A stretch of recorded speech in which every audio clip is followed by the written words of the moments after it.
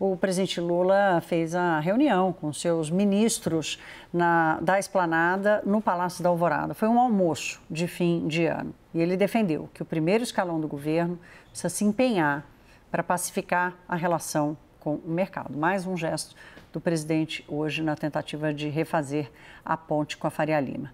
Nós vamos com a reportagem do nosso...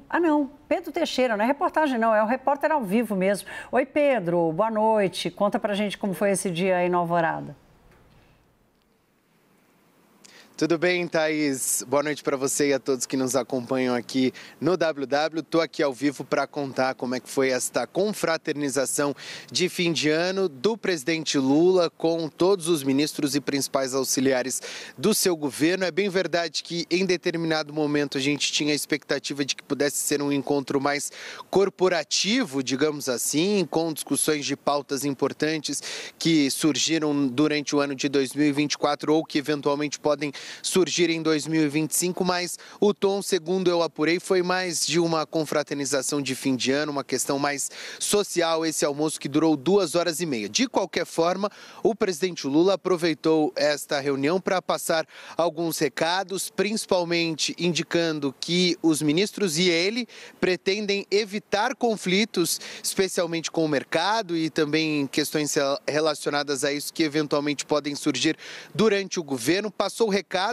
principalmente para a ministra Nízia Trindade com relação à atuação do Ministério da Saúde. Tem muita crítica aqui em Brasília com relação à atuação da pasta comandada pela Nízia Trindade. Além disso, sobre uma eventual reforma ministerial. O presidente Lula não falou diretamente sobre isso. E por conta de não ter falado, viu, Thaís, a interpretação ali dos auxiliares do presidente é que, de fato, ele está planejando uma espécie de mini reforma ministerial para o início de 2025. Entre as mudanças que estão sendo discutidas, questões relacionadas à comunicação do governo, especialmente a substituição do ministro da Secretaria de Comunicação Social da Presidência da República, Paulo Pimenta, pelo marqueteiro da campanha das eleições de 2022,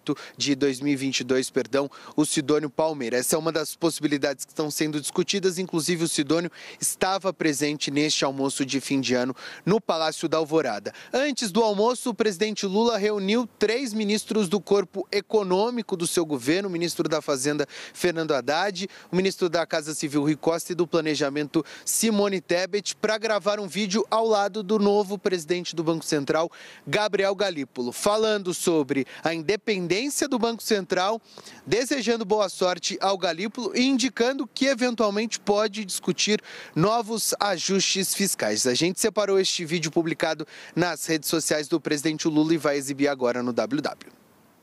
Eu queria, Galípolo, dizer para você uma coisa muito importante. Eu quero que você saiba que você está aqui por uma relação de confiança minha e de toda a equipe do governo. E eu quero te dizer que você será certamente o mais importante presidente do Banco Central que esse país já teve, porque você vai ser o presidente com mais autonomia que o Banco Central já teve.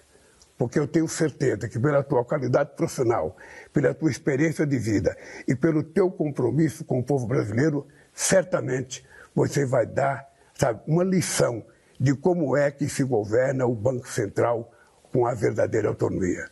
Por isso eu quero te desejar boa sorte, que Deus te abençoe. Eu quero que você saiba que jamais haverá da parte da presidência qualquer interferência no trabalho que você tem que fazer no Banco Central. Por isso eu te desejo muita sorte, querido, e que você seja um espelho para que esse Brasil possa ver que nós estamos consertando o Brasil. Daniel, volto com você. Já era esperado uma fala do presidente Lula hoje, né? Ontem a gente comentava aqui que não dava para esperar. O silêncio do presidente Lula ia gerar mais ruído do que qualquer outra coisa que ele tenha dito nos últimos dias. Essa fórmula de gravar o vídeo e fazer esse almoço com os ministros, já é um pouco, você percebe aí uma tentativa de mudar o jeito de se comunicar? Então, Thaís, uma coisa que se comentava bastante ao longo da semana, desde aquela entrevista do presidente no Fantástico, que ele disse muito claramente Não, o Brasil não tem um problema fiscal, o problema é juro. E depois, com todo o estresse do mercado financeiro ao longo da semana, havia uma ideia de usar a abertura desta reunião ministerial hoje para um discurso ali televisionado, em que a imprensa pudesse acompanhar ali o comecinho e o Lula fizesse esse aceno, esse compromisso mais reiterado com responsabilidade fiscal, um aceno para o mercado. Acho que a circunstância em que acontece essa reunião, um dia depois da volta dele para Brasília, menos de uma semana depois das intervenções médicas que ele teve em São Paulo, não permitiram que fosse como imaginado, né? Prefiro gravar um vídeo mais restrito. Hoje, para participar desse almoço, por exemplo, os ministros tiveram que fazer teste de Covid, dada a situação mais frágil do presidente. Então, acho que o contexto explica. É uma mensagem positiva, inclusive para separar, porque, de um lado, PT, Gleisi Hoffmann, outros expoentes do PT vão continuar atacando o Banco Central nas próximas altas de juros, se acontecerem mesmo. Galípolo vai enfrentar um campo minado por parte do PT, mas o governo não é necessariamente o PT. É óbvio que as coisas estão muito relacionadas, mas o presidente mandou um ótimo sinal com essa mensagem. Uma coisa curiosa, só concluindo, uma coisa curiosa que o Galípolo conversou com algumas pessoas já deste governo é o seguinte: ele vem do setor privado, né? Ele passou muito tempo no setor privado, já presidiu o banco, etc. E um comentário que ele fez que me parece muito pertinente é que este governo tem poucas pessoas com experiência no setor privado. E no setor privado a gente faz o quê? Via de regra. O cliente sempre tem razão. Então, por mais que você ache um absurdo o cliente reclamar, no final das contas é o seguinte: o cliente sempre tem razão. Então, assim, os investidores estão reclamando, o mercado, os empresários, em vez de bater boca, baixar a cabeça e falar: o cliente tem razão. Vamos ver o que a gente faz. Está querendo que eu passe mais aqui a carne? Eu volto para a cozinha com o prato, passo e te retorno aqui com o prato bem feitinho, senão eu mando fazer tudo de novo. É esse ambiente que precisa ter. Se fosse na França o cliente não tem razão, mas estamos no Brasil. Padovani, assim, a gente tratou aqui desse vídeo como uma tentativa de reconstruir uma ponte com o mercado. A gente sabe que essa ponte foi queimada, né? O que faz sentido para você nessa mensagem do presidente? Bom, eu acho que é um pouco na linha que o Lucas falou, é uma tentativa de mostrar um compromisso maior, uma agenda de estabilização, né, para controlar a inflação e contas públicas. Né, se a gente imaginar que o Banco Central acabou de dar um choque monetário, com o Galípolo fazendo parte da diretoria, o presidente apoiando o Galípolo, o Congresso acabou de aprovar medidas importantes. Então, é uma sinalização que o governo está querendo mudar a agenda, e é o presidente falando, né, não é o ministro da Fazenda. Então, acho que tem um aspecto positivo, é uma tentativa de você reorientar a política. Agora, o argumento meu, acho que de todo mundo, é que só essa sinalização não basta para você comprar confiança numa estabilidade de dívida de médio e longo prazo. A questão central no Brasil, não quero ficar aparecendo aqui, né, sempre tocar no mesmo assunto, mas a questão central no Brasil hoje não é a gestão do Banco Central, não é alcançar o equilíbrio nas contas públicas. A questão é estabilizar a dívida, que hoje tem uma trajetória explosiva, e isso assusta o investidor. Você é devoto do São Tomé? O mercado está devoto do São Tomé, que só vê para crer? Eu acho que a gente já passou dessa fase, assim. A gente, eu não sei, porque eu não sou o mercado financeiro, mas eu digo que nós, analistas, não acreditamos que você possa fazer uma guinada fiscal de tal ordem que ela compre credibilidade para os próximos 2 anos, até porque, né, como o Lucas comentou, teremos uma eleição super disputada em 2026, e governos não fazem ajustes duros nesses períodos. Então, acho que tem uma dúvida de saber como é que a gente vai fazer essa travessia de 25 e 26. Né? Temos um problema que é a dívida e uma impossibilidade de fazer correção de rumos. Lucas, o debate sobre a comunicação do governo, ele está acontecendo já faz um tempo.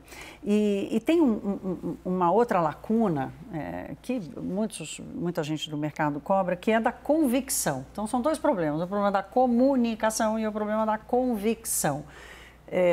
Como é que uma afeta a outra nessa tentativa dessa reconstrução da ponte do presidente? Thaís, vamos lá, por partes. A comunicação do governo é ruim, primeiro porque existem muitos governos dentro desse governo, né? Ninguém manda no governo, muita gente manda no governo, dependendo da pauta, né? E o Lula também é uma entidade política muito grande, né? Ele fala e as pessoas param, escutam. É muito parecido com o Bolsonaro. É difícil você ter uma comunicação de governo quando você tem a figura do Lula e do Bolsonaro. Você pode fazer um plano, business plan, PowerPoint, fazer tudo, aí chega o presidente, fala alguma coisa e já não tem mais um plano de comunicação. E também é um governo que tem dificuldade em ter convicções, também porque tem muitos governos em um. Então eu acho que esse governo, daqui para frente, como eu disse antes, ele vai ficar trocando a roda do carro em movimento e ele vai se mexer a partir, na questão fiscal, das pressões do mercado. Eu não acredito num super ajuste fiscal, mas eu acredito em coisas pontuais a partir da pressão do mercado. Não por convicção. Convicção na política significa tão pouco, Thaís. Claro, e não faz preço. Porque, assim, argumento na política significa tão pouco. Política é muito mais sobre conforto e desconforto, né? Que é uma coisa que eu ouço muito. Não adianta, porque o Lula não tem convicção no que ele fala, é a forma como ele age, né? Mas convicção e nada é quase igual na política. Você não precisa estar convicto para... Outro dia eu estava com um cliente e falou assim, mas você acha que o Lula quer isso? Eu falei, sei lá, pode querer. Faz diferença. Não faz diferença o que ele quer, faz diferença o que ele vai fazer. Né? Então, o que ele vai fazer? Ele vai, no ponto fiscal, vai depender muito do dólar, vai depender muito de quão forte o mercado vai bater, de quão perto a gente vai estar de melhorar uma nota de grau de investimento, que agora parece muito distante, de como que vai estar reagindo o Banco Central, que, na minha opinião, e eu falo isso com muito conforto, não vejo o Galípolo cedendo às pressões do governo e do PT. Acho que ele vai ser um presidente do Banco Central, e eu falo isso há muito tempo. É técnico, não vai colocar a reputação presente e a reputação futura dele em nome de um projeto desse governo. Então, eu acho que assim, a convicção do governo pouco importa, é o que ele vai fazer. O que ele vai fazer? Ele vai ficar tentando dar um migué ali, junto ao mercado, não vai deixar piorar muito, mas também não vai fazer um super ajuste. Não, peraí. Daniel, já te passo para você fechar esse bloco. Qual é a disposição do mercado de tomar um migué do presidente Lula? Então, o mercado vem tomando migué há quase 2 anos. Né? Olha, vamos aqui arrumar uma receita, nós vamos... Né? E a gente viu que não deu certo. O resumo da história, Thaís, é o seguinte... Mas o migué tem melhorado a partir da pressão, não, Padovani? Por exemplo, esse ajuste fiscal foi completamente jogado de lado por conta de um anúncio muito mal feito, colocando junto uma reforma do imposto de renda que nem existe ainda, que vai ficar... Não, esse foi um migué completamente equivocado, por sinal. Mas assim, você não vê porque os migués estão melhorando. Assim, então, quanto mais o governo pressiona, quanto mais o mercado pressiona, mas o governo fala assim, bom, agora eu tenho que entregar um pouco mais. Porque esse ajuste... enxerga essa melhora dos migués? Então, eu acho que assim, o problema do anúncio fiscal não foi a comunicação. Sim. Foi ruim a comunicação. O problema é que a estratégia fiscal do governo não toca, a comunicação também não toca, mas a estratégia não toca no ponto da dívida. Certo. E para isso, qual que é o problema? A gente teve em 2023 uma expansão de gastos de 320 bilhões. Na minha vida profissional, eu não tinha visto uma virada de déficit de 3% do PIB. Você teve que aumentar a dívida a partir de uma dívida alta e cara. Uhum. A partir daí, você está correndo atrás. Então, correndo atrás com os migués. Só que a gente chegou num ponto, eu insisto nesse ponto, os juros reais no Brasil hoje são de 10%. Nesse ponto, não tem migué. Tá? Você precisa de um miguelzão, né? Você precisa de um líder que junte o país e fala, gente, a gente precisa rever a estrutura do Estado. Isso vai acontecer? Dificilmente. Não Dificilmente. Vai. Por isso, eu não acho que os miguezinhos que estão melhorando, eu concordo 100% com você, isso não vai mudar a história nos próximos 2 anos. É o que eu vejo. O governo vai ficar tentando Deixa eu botar o Daniel aí para... Diga. Só arrematar, acho que tem um problema conceitualmente de se colocar a culpa na comunicação, coisa que o próprio governo faz, e a comunicação vira o mordomo, né, da história. Porque assim, tá tudo dando errado, o problema é da comunicação. Essa ideia de que o problema é da comunicação e não da ação é que a gente vive um governo maravilhoso e que as pessoas estão entendendo errado as ações do governo. Então, jogar a culpa na comunicação é também uma forma de autoelogio. Eu estou fazendo as coisas corretamente, mas eu não estou sendo capaz de me comunicar e as pessoas estão sendo incompetentes em reconhecer. Eu estou sendo punido injustamente por causa disso. E acho que tem um ponto que a gente não pode deixar de mencionar. A pressão do mercado aqui, acolá, é dólar a 6, a 7. Acho que não é só isso. É risco de perder a eleição em 2026 e esse risco é maior do que para um governo padrão que está incumbente, né? E uma segunda coisa que é como essa reação do mercado financeiro tem sido absorvida por muita gente no Palácio do Planalto e outros ministros. É basicamente uma situação de ver assim, eu estou fazendo, eu estou apertando, eu estou ajustando o fiscal e a cada rodada de ajuste o mercado me pede mais. Essa coisa, essa concepção política ideológica do mercado de achar que você entrega uma coisa e o mercado te exige sempre mais. É isso que eu vejo o governo absorvendo de leitura disso tudo. Claro, o Padovani pediu a palavra aqui, a gente tem um minutinho. Não, coisa rapidíssima, são 3 pontos que me chamam a atenção. Primeiro, a insistência nessa história do resultado primário e a ausência num debate público sobre dívida. Segundo ponto, essa história de que não, o problema é de comunicação, me comuniquei mal. Tá. E o terceiro ponto, que assim, me chama a atenção, que é um pouco na linha do que você falou, só reforçando o teu ponto. O ponto é assim, a economia estava super bem, aí tem uns especuladores interessados ideologicamente atacando um governo, né? Então, assim, é uma coisa completamente maluca. Eu poderia dizer que o mercado financeiro era absolutamente lulista em 2023, porque o câmbio estava 4,90. Ele era alto. Chegou a 4,60. 4,60. Eu poderia dizer que o mercado financeiro era anti-bolsonarista em 2021, quando o câmbio estressou. Não faz sentido. Então, o que me preocupa desse comentário é que se você não tem um bom diagnóstico, Thaís, você não vai entregar boas soluções. Eu acho que é isso que a gente está vendo. Eu acho que esse é o ponto, né? Assim, até de um certo negacionismo do diagnóstico que é irrefutável, né? Como eu chamei a atenção aqui.